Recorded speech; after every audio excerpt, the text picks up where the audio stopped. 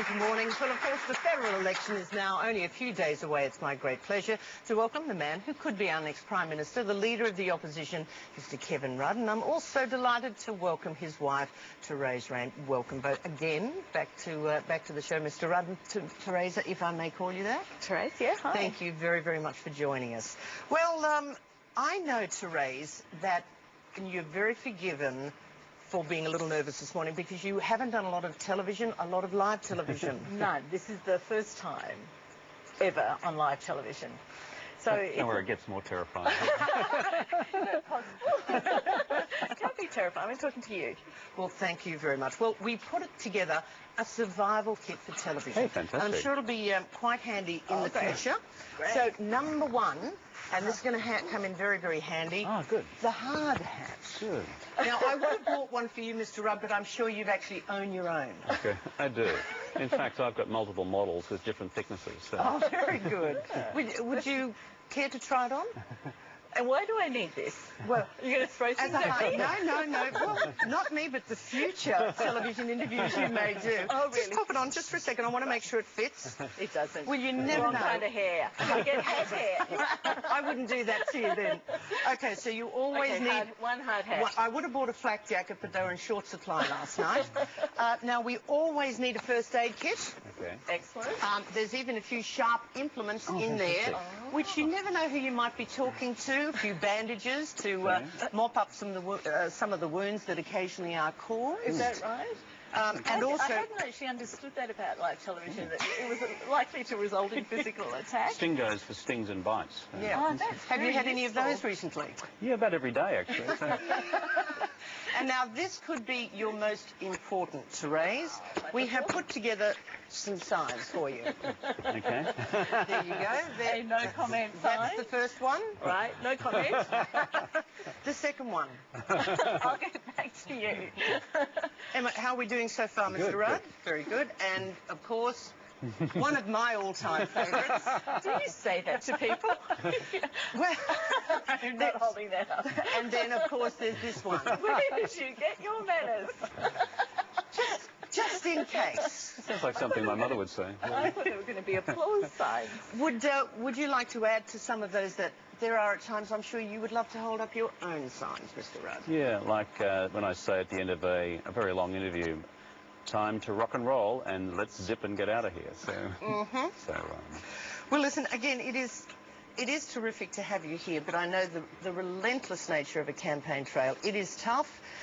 But in terms of the dynamics between the two of you, at the end of the day, and you've been in the thick of it, and I'd like to preface this by saying you are not a campaign official. You are not a member of the officialdom, but you are Kevin's wife and partner. Exactly. So do you have a comment, and how do you communicate at the end of the day, especially if things not going so brilliantly? Have things not been going brilliantly? we've never had one of those days. No, never. So is there any advice you've ever given Kevin? Probably the only piece of advice during this campaign is when they're playing music and you come out on stage, try not to dance in public. I just have this natural sense of non-rhythm. So. When did that come up? At the launch. Yeah, they were playing some music with a bit of a beat, and I started to, and that's when the family get generally anxious. Yeah, eyebrow goes up. And you were sitting there doing...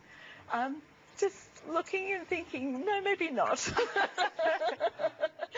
But then he spoke, and I was really, really proud of him.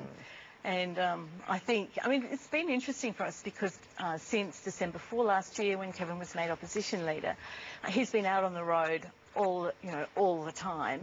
And for the last 5.5 weeks now, nearly, we've been able to be together a huge amount of the time, and that's been lovely.